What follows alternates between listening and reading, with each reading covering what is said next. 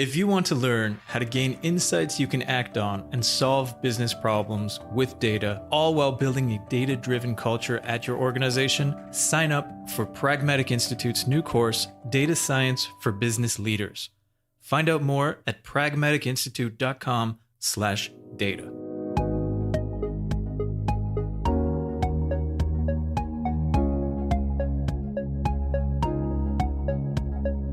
So I'm really pleased to have Marilyn Coleman with us. Marilyn Coleman is Pragmatic's newest instructor. She's our newest data instructor, and she has over 15 years of experience in data analysis and business analytics.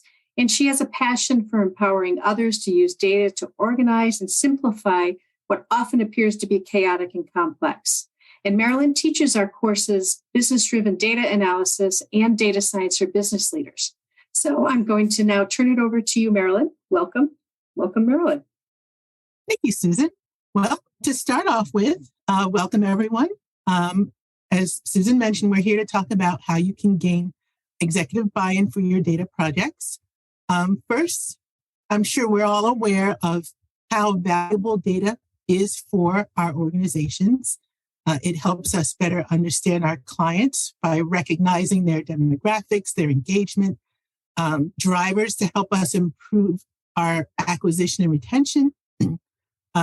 We use our data to demonstrate our progress towards business goals through creating metrics that can be measured and managed, and identify places where we may need to focus our efforts on some other improvements.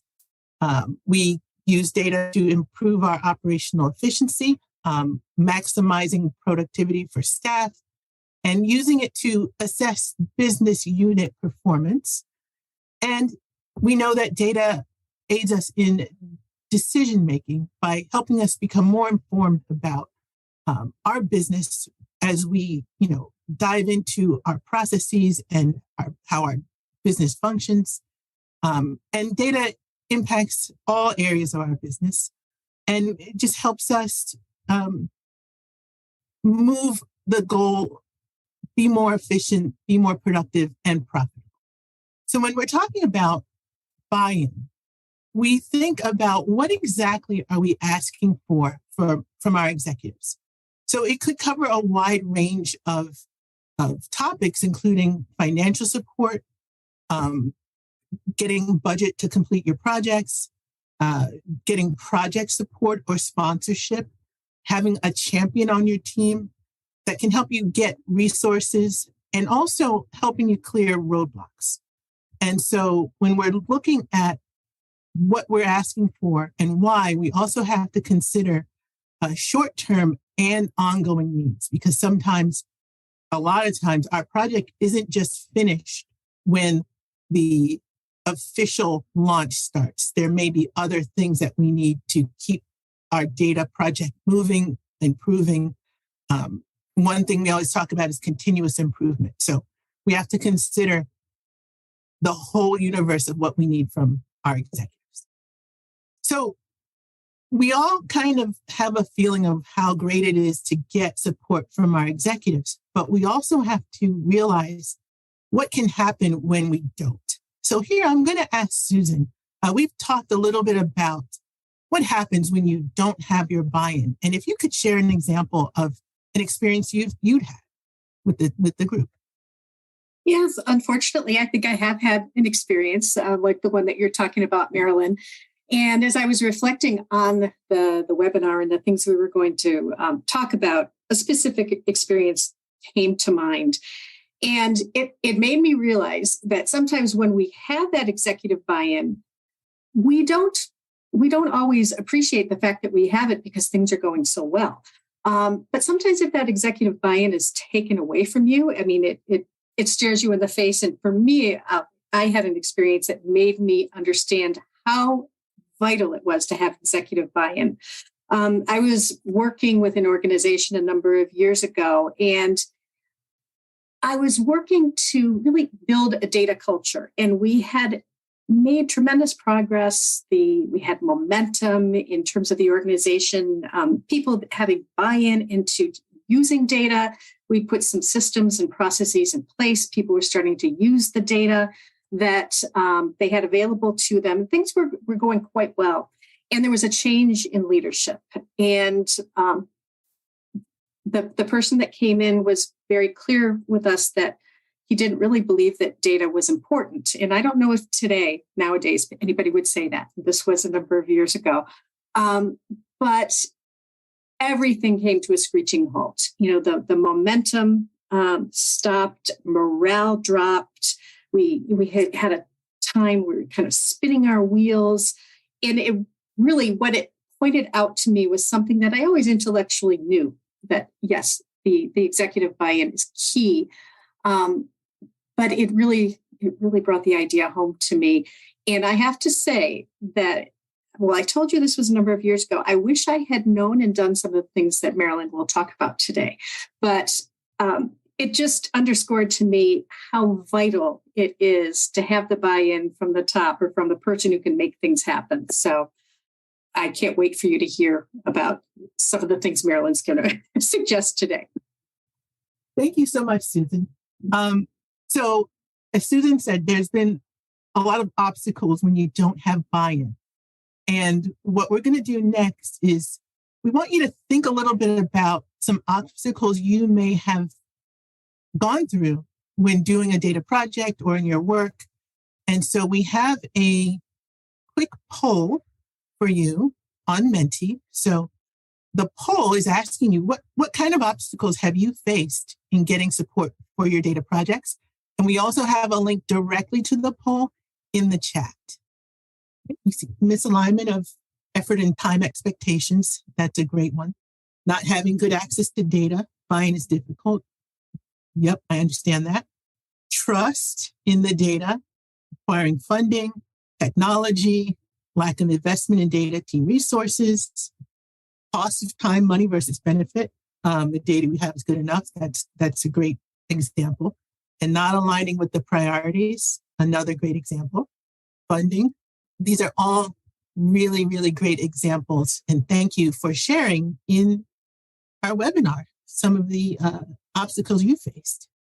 So we're going to continue, and I'm going to share with you some of the obstacles that we've come up with, including lack of data literacy maturity, a lack of understanding and trust in data. Unfortunately, that's happening a lot for people. Fear of exposure of shortcomings. And that it means that, some of the leadership may be afraid of what the data might be showing them. So they would rather not support your project if they believe they're going to be exposed as having mistakes or not having a really solid process, or even losing money for the company. Another is lack of communication between data analytics advocates and C-suite, privacy, security and compliance concerns, lack of strategy and tools. And one example of that is it could go either way. Either, they could lack the resources that they need to have a really robust and complete project. But also, I found that people don't know how to use the tool they already have and look for the next new shiny thing when the thing they had already would have worked had they understood how. And I always speak to how powerful Excel is. It does a lot more than what people think it does. But instead of learning how Excel can work for you, they look elsewhere, and they kind of have to build a new support for purchasing this new tool and training users and ongoing support. So it kind of speaks to not having a strategy for your suite of tools that you have. And then the final thing we have here is presentation of numbers versus insights. And so for this, we may have charts and reports that people have just run because they've always done it. And there may be a lot of detail that does not really connect to a business strategy at an executive level. And it's easy for people to check out and lose interest in all these these presentations and numbers and charts, but they need to effectively show how data can be used for improvements across the organization and to build on the business goals. So some of the key points that we need to address when seeking executive support can be boiled down into 3 strategies. The first is credibility, meaning, does your team have a reputation within the organization that fosters trust? So, how do you build the credibility that you need to even have these conversations? You need to know that you're speaking a language to your stakeholder that they can understand. And a lot of times that's, summarizing or distilling the information and speaking to them in a way that is not overwhelming, like all the detail you may have and you have access to. With concerns, you'll need to be able to proactively assess potential concerns and risks and have some kind of plan to mitigate that, which we'll talk about a little bit later. And that kind of helps build their trust, knowing that you're thinking about what is important to them. And then with comfort level, you need to be able to demonstrate that, you've been successful in similar or related projects, and that will ensure a high level of comfort with the executives. So what we are going to present to you are some actionable steps that lead to successful executive partnerships. So first is understand your audience. Then you determine the appropriate path you're going to take, planning the expected outcome and next steps, and then leveraging additional support. So we're going to dive a little bit deeper into each of these points. So to understand your audience, you need to think about whose support are you seeking and why. Is it senior management? Is it executive director? Is it C-suite or all of the above? And understanding, whether your hierarchy structure kind of provides you access to these people, or do you need to partner with someone or act as your representative? And in doing that, you need to understand what are these people's responsibilities and objectives. Think about why this project should matter to them and what their potential concerns may be. And so there has to be a good reason for them to want to do this. And then provide them with the why. State your case and think about how this could be meaningful for what they need. Also, think about how it will benefit the business and the person. So there's a risk and a reward. Determine the appropriate path for this project and the people that you need to speak with to get their support. So again, we want to always keep the business goal in mind, but also there could be a potential personal gain for that person. So, always think, what may they think is in it for them? Consider what they may need from this. And then in addition to convincing people to act, you can also share the potential risk of not acting. So that would be the threat of doing nothing. So one example is, if someone is postponing an important decision or avoiding a process or business change, that could lead to snowballing of financial loss, continuing to be inefficient in the use of your resources, and the organization could fall behind in their ability to use more updated technologies and miss some opportunities to upskill the workforce. So in a previous role that I had, we worked very hard to eliminate as much manual work from people running reports and copying, pasting data across spreadsheets and kind of transforming the data for them so they could do less manual work and spend more time thinking about their business and how it affects, the bottom line of the company. So they were able to free their minds from a lot of mundane tasks and also spend more time thinking about how they could improve the work that they were doing. So if we didn't work on this project, there would still be dozens of people spending all day just copying and pasting out of Excel, and it would be a gross misuse of their talent and the resources. And this could be very closely related to a personal benefit of being seen as an innovative leader that can adapt easily to the changing business needs. So when you plan your expected outcome and next steps, you would need to be prepared with an initial assessment of those potential concerns, understand what's the level of complexity for this topic, for this project, and know that if there's some controversy that could be involved, that you need to steer either around or maybe steer through it, depending on what it is. And think about, likely roadblocks. One example that I have for that is, we had one of our products had a very demanding and visible client, and the work we were doing would require, an annual update to some of the things on the back end. And we presented a plan that would eliminate the need to do a lot of workarounds and band-aids and patching every year, but it would require more time and resources than the client was willing to pay. So we kind of knew that would happen, but we were able to articulate very clearly what was absolutely necessary versus what could be tabled for a next year, and kind of talk about the risk of not doing what we were proposing. And so we ended up, completing about, I'll say 80% of what we really, really wanted.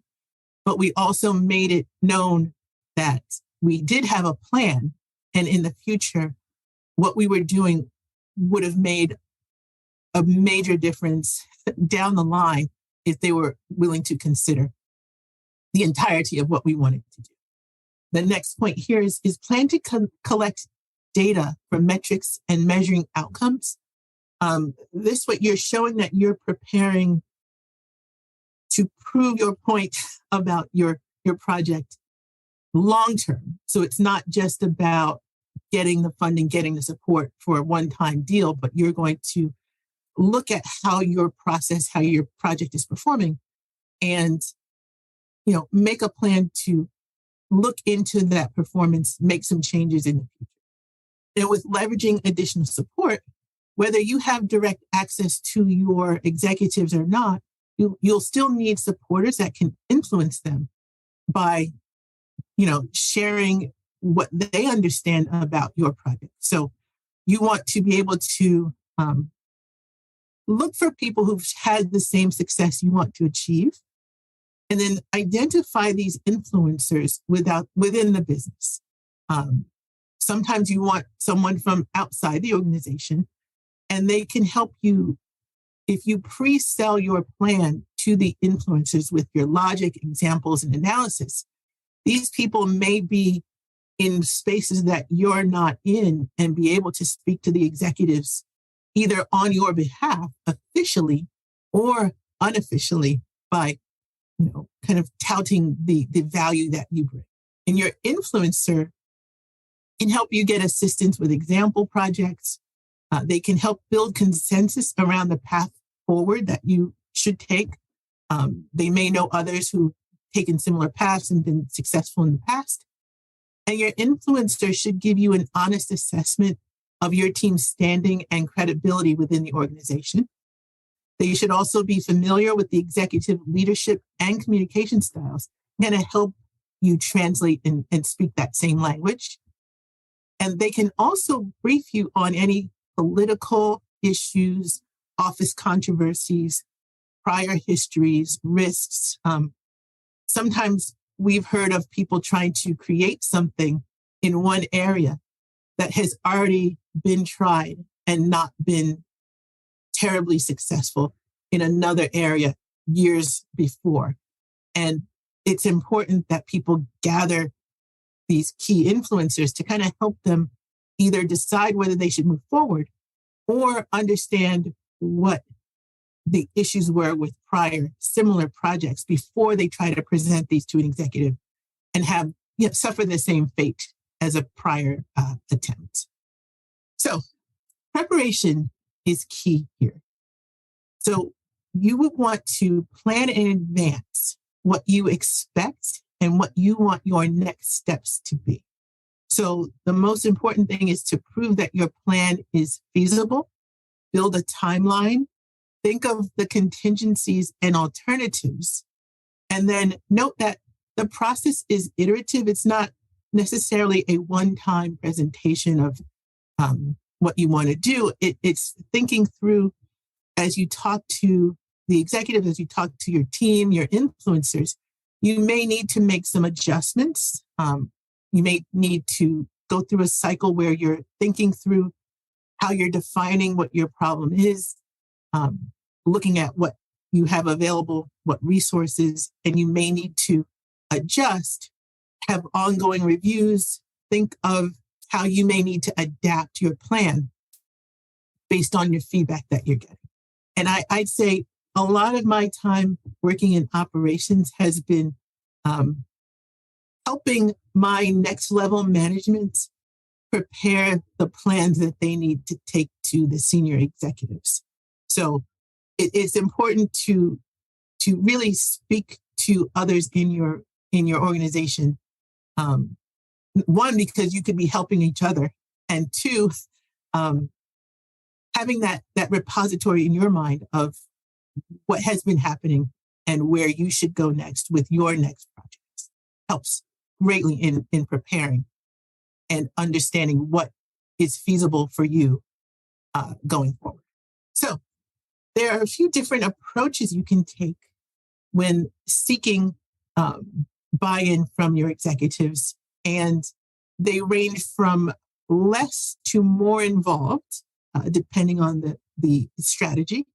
So we're going to talk a little bit about, proactive, which is kind of getting ideas to the executive early in the start of the project, getting their input, getting their thoughts, and getting them involved as a co-owner.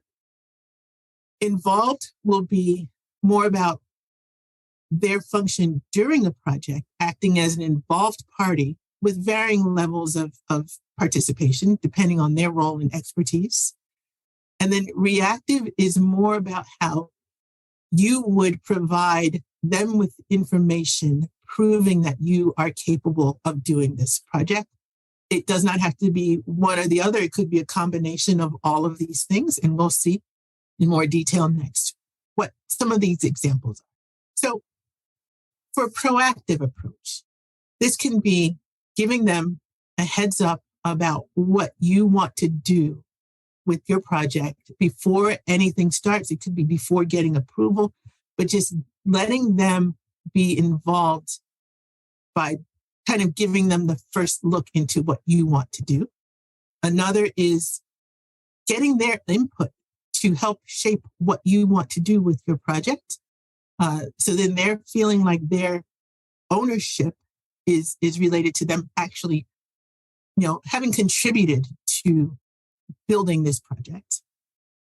And then ongoing updates. So as you're working through what your plan is, you keep them informed of what you're intending to do. And that gives them another opportunity to give you some feedback. So these tactics would be before you really start diving into doing the actual work. If they're going to be involved, then it provides them an opportunity to have an active seat at the table during the project. So even though this is, you would have gotten their buy-in by now, what you can do is, offer them the promise of involvement as part of your pitch for getting their buy-in. So you can have either them or someone they assign be a core team member who's actively participating hands-on throughout the project. You can have them or a designated person be an extended team member, which is an SME or a subject matter expert who is regularly consulted for input, but may not have as much involvement as a core team member. And then a steering committee member is someone who could provide a strategic direction for your project and have, maybe a little less hands-on than the other two team memberships. And for a reactive approach, this is where you would spend a lot of time to actively try to state your case and prove that your project is worthy of support. This is where I've spent a lot of time, again, in my past, kind of collecting a library of examples and thinking through how we would convince someone that what we're doing works and that either they should try it or they should get us to help them try. So, logic is that you're just reasoning with people about what can be done, showing your work, showing the steps that would lead to presenting your methodology and the results of the analysis that you've done with your projects. Examples, showing examples of prior similar projects, whether it's something you've done yourself or something that your influencer has shared or helped you collect. Again, showing your results. One thing that I was able to do was do a company-wide presentation on what I called applied analytics. So we walked everyone through a brief description of what our business unit does, how our business unit collects data, how we use the systems that we use. And then we had a few of the people within our unit, either the management team or someone who was very, very involved in doing some of the analysis using the tools that we created. And each person had a very different example of what they use the data and the tools for, and very, very effectively stated what the benefit of the data was and also where they would have been without it. So that leads back to addressing the fear of doing nothing. So if you have someone who can help share with you how valuable having the data is, but also how detrimental it would be to not have this project done, that's a really, really strong partner to have when you're trying to present your results and show your logic and why this project should be done. Again, that leads into the experience. So not only do you want to have, an example of what you can do, it's also very beneficial to show how well you work with others. And that's part of the experience, because in my view, working in data analytics and business analytics, it's not just about the person who's doing the coding, sitting and querying a database or running their statistical program. You have to interact well with the people in your business, or it just doesn't work as well. So the real value here is communication and collaboration with the people who are going to use your product. So the final example of the reactive approach is besting. And so our team talked about some fun examples of that. And one is, talking about the movie Ford versus Ferrari, where, Matt Damon's character Shelby takes Henry Ford on a spin around this track to overwhelm him with this car's power, because they're trying to get Ford to buy into their plan for, this racing. And so Ford ends up crying at the end of the lap saying, "I had no idea." And so what that did was leave no doubt that he should support Shelby's plans. And so what besting did was really go way to the extreme to show how amazing this car was. And, there was no way to convince him by telling him. So they had to put him in the car, throw him around the track. And at the end, he just was completely overwhelmed by how incredible this power in this car was. So we're not saying that you should leave your executives in tears with how amazing your experience is, but if it works, then, I personally would support you doing that. Another thing, like every dance battle movie from the 80s and 90s has a crew that has to prove to their rivals and to the judges how amazing they are. And in every one of these movies, they just overwhelm their competitors and their judges with their skills. So, besting doesn't have to be that extreme or ridiculous. But if you think of what is the absolute best thing you could do to leave no doubt in the mind of the person you are trying to connect with, get support from, then start at the top and then see how you can get that person to buy into your experience and your skill and your ability to do this project. So what you want to do is lead by example. So we talked about, ways you can demonstrate what you can do with certain examples. What you want to do is think of things that either you have done personally, your group, across the organization, similar projects. You may need to reach out to an external source. A lot of times, if you attend webinars, you may be able to connect with other people who do similar work. Find, groups perhaps in LinkedIn where you have a common goal, and maybe these people can help you get started with finding examples. They could tell you if they've been successful, any issues they may have had in their projects. If you have guest speakers come to your company, you can connect with them. So the external sources may be good in finding a different way to do something than what your organization is accustomed to as well.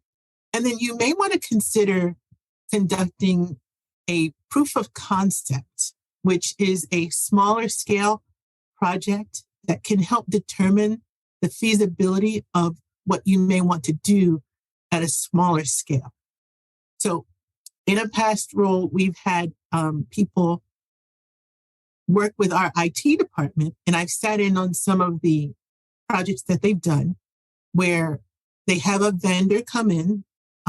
Sometimes it could be Microsoft or some other technical vendor, and help set up the environment, provide training and tools and technical support.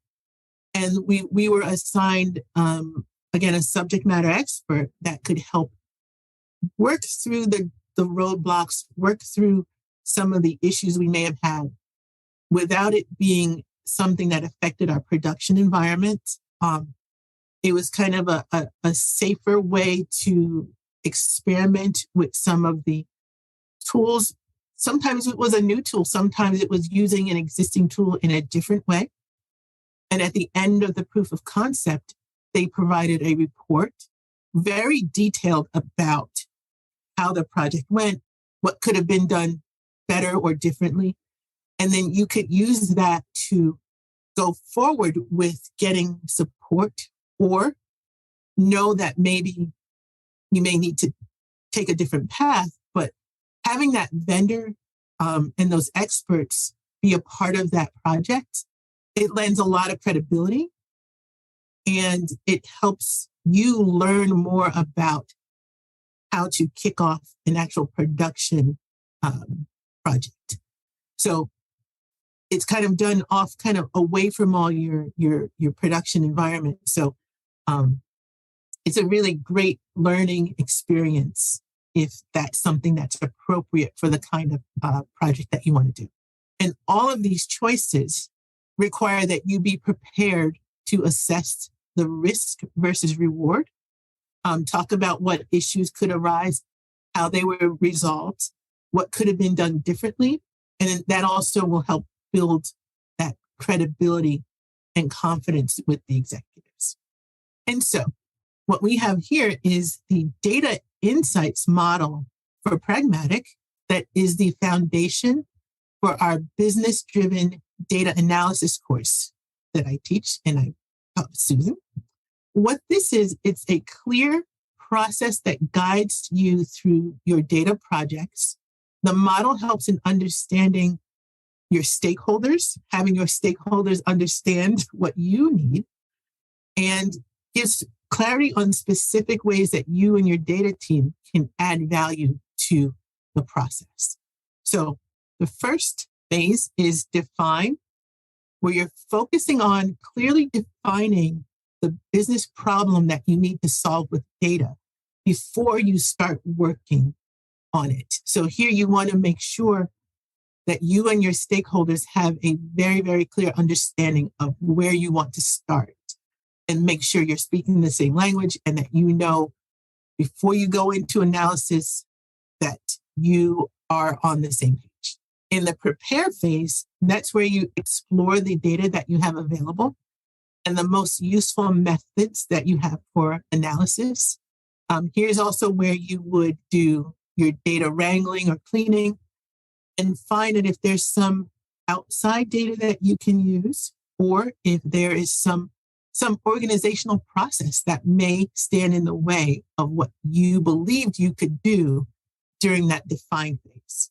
During the refine phase is where you take your knowledge from the previous two phases and decide whether or not you have to revise your question and your expectations based on what the data that are available, any changes that have happened, any roadblocks, anything that needs to be adjusted. You can go back and make some adjustments to your business question and analyze, even though you've been doing what we mostly understand to be analysis through these other phases. This analyze phase in the insights model is where you will work on finding the model that gets you the most effective, actionable insight. So you're going to look at what you have and decide, what can I get from this data, this analysis that I've done, that will be most effective in highlighting the business problem that we needed to solve. And in the present phase is where you will communicate what actionable insights that you found to your stakeholders and discuss the next steps. So this is really where, the culmination of all the work you've done comes together, and you're presenting your findings, whatever detail is appropriate for this level, to your stakeholders, making sure that it's done in a way that they can process it and move on to whatever decision needs to be made following this. So using a methodology such as this that is flexible, repeatable, scalable is the key to building that confidence and credibility that you need to grow a really good relationship with your executive leadership teams. And so this course, Business-Driven Data Analysis, is a great way to bridge the gap between your data and business teams. Again, this is a repeatable approach you can leverage across data projects and tool sets, helping you identify the right question, the right data, optimizing your results, and communicating effectively to ensure that your stakeholders are aligned with what your data team needs to do. And so I will say that in the last cohort that we taught, some of our students said they were even using some of these techniques just in their communications through email. So they really have seen a big difference in how they are connecting with their stakeholders. And if you would like to join us, our next public class starts March 27th. Thank you very much, Marilyn. That was incredibly informative and I think really useful. The strategies and the approaches you presented, I think, are ones that will really help us as we design our data projects, but it's just essential to get that support if we want to hit the ground running and be successful. So we have some time, about 14 minutes for questions and answers. So I encourage you to write any questions you might have in the Q&A. We'll keep an eye out for that. But I'd like to mention or comment that was put in the chat, or Peter actually wrote in the chat, and I thought I'd maybe ask you something about one of the comments, Marilyn. This has to do when you were talking about the different approaches to use when working with or collaborating with or to get executive buy-in: the proactive, the involved, and the reactive. And Peter wrote that he's fearful based on prior experience of reactive. I more often failed repeatedly there. And I'm wondering about what your experience has been with the reactive approach. Would you consider this to be like your last, the approach of last choice or resort? Or do you have this similar experience that maybe this might be a little more risky than the first two approaches? I feel like it really depends on who I'm dealing with. There have been times where the reactive just was not going to resonate with the person we were trying to present to because they didn't understand. So we needed that influencer to help us go back and do some of those proactive steps in advance. So having that person who could understand that stakeholder and know whether or not our other approaches would be effective was really, really helpful. And I wish I could say that it always was successful. Again, I think a lot of times people were fearful of what the data would show them. And that I think was the most common when we were dealing with someone who was resistant. One, they didn't understand. And two, they were afraid to understand. So we just kind of had to keep chipping away at it slowly, but with getting, management support, getting someone involved from the top down in their part of the organization. So we I don't want to say it like we had to work around them, but we did, and probably convince someone else who had influence on that person through these other means. So it was getting my manager to convince their manager to listen, get buy-in from someone else. It wasn't always someone at the top. So if it's a top level executive who just isn't listening, it would require a lot of influencer support. And it would take time to build that coalition with people who could kind of help you get to where that person may be a little more open to listen. I hope that was helpful. Yeah. I think it was very helpful. I mean, a lot of great points you made there. First you mentioned how it depends on the situation, so you need to consider the situation and the people that you're dealing with. Also the fact that time, it takes time depending on kind of the level of resistance and where things are. And from my experience, I agree with you about the importance or the usefulness of that influencer. I call them allies, and I agree they could be, kind of at the same level as you. They don't have to be at a higher level, but they can be so, so powerful. And I think just like all of us, sometimes the executive leader will hear something differently when it comes from someone else. That influencer might be saying the same thing exactly that you were, but maybe they hear it differently. And it's very, very useful. Yes. So thank you. I think I have another question.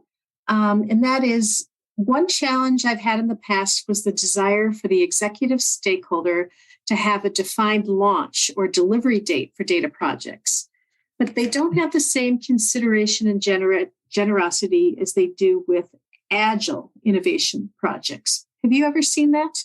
And a follow-up question is, and how do you stretch their expectations to include more of an agile delivery? We worked a little bit with agile methodology near the end of my time at my last company. And it didn't always fit the way I wanted it to, because I was used to a lot of freedom. But if you had someone who was designated the agile expert, if there's a way to get that person to help you, I'd say build some of that language into what you want to do. I mean, again, it depends.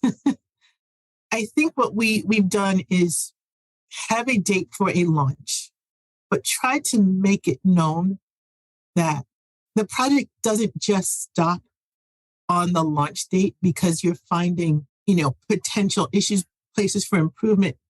Users need training. Once you discover things in your data, that's where that iterative methodology comes in, is that the whole point of it is that you found some insight that changes your outlook on your business. And that may require another change to your data project because of what you found. So we were able to eventually at least help them understand that that's what should happen, whether or not they were always open to funding or getting us the resources for that. And if we didn't have the resources, then part of my job was to say, well, if you want something changed because of now what we found, there's a certain amount that I could do. But if you really want it done right, you have to find the funding and the support to do this again. So I just don't think enough people understand that your project's never really finished just because you have released it the first time. And I'm not sure what exactly to do about that, but I've seen it. It's very true. You learn so much along the way. Even when you think you're done, you've launched, you might wish you were done, but yes, undoubtedly, you're probably not completely done. So thank you. Mm-hmm. Another question that I'm wondering about, you mentioned a number of really excellent things to do, to think about and to do to secure this buy-in. Are there any things that you think should absolutely be avoided? Like anything, don't do this if you want to secure executive buy-in. I'd say on the office politic side of things, I would not bypass anyone's management if my organizational structure does not support that. There may be people who really need for you to go through the hierarchy. And there's certain times where, I've had a different relationship with someone because maybe I reported to them and they moved up the chain. But I would never bypass my manager to go directly to his VP to say what my idea is without his involvement or including him in the plan. A lot of times I would just prefer to give it to him and then he just say it. But there could be some treacherous waters in trying to go directly to someone without knowing politically how that may affect you. I think that's so true. And that's exactly what I was thinking as I was reflecting, like, don't go over anybody's head. That could be dangerous. Definitely. Another great point in the chat. It is in relation to the agile approach and the need for iteration that you stated, Marilyn. Communicate the new insights, that it's evolving with stakeholders, because it does. And have realistic consideration with funding limits. That is probably on both of our parts, right? The analyst and the executive leader. I like the use of the term evolving. That's perfect. Mm-hmm. Yes, I agree. All right. Well, if we don't have any other questions, I think that we'll probably, wrap things up right now. Thank you very much, Marilyn, for your expertise, for sharing your experience. I hope for everybody who's attended today that this has been really useful for you. I think that the approaches and the steps that Marilyn outlined in great detail, I think they're very valuable for making sure that you have the planning and the forethought that is needed before you embark on a project, but as you're planning as well. And I think that if you follow these steps, you're much more likely to get executive buy-in than if you didn't follow these steps. So I encourage you to try what Marilyn has outlined for us today. So thank you very much. Have a good rest of your day.